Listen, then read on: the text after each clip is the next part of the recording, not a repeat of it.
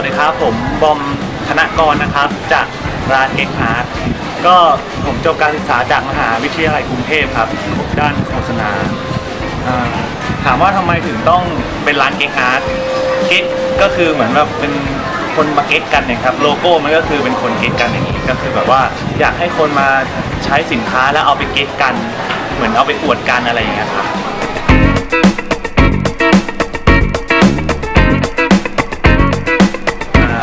เป็นผ้าพันคอครับก็ผ้าพันคอได้รับแรงบันดาลใจก็คือส่วนตัวผมเป็นคนชอบออกแบบ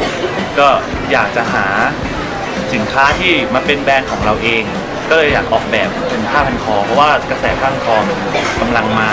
แล้วก็มองไปยาวๆว่าคือผ้าพันคอมันสามารถเอามาใช้ในชีวิตประจำวันได้จริงก็เลยเลือกเป็นผ้าพันคอ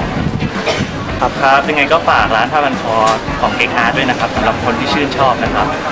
ตอนนี้ผ้าพันคอก็ขายอยู่ที่ซิตี้ดามาร์เก็ตนะครับผมเปิดทุกวันศุกร์เสาร์อาทิตย์นะครับยังไงก็ฝากด้วยนะครับขอบคุณนะครับ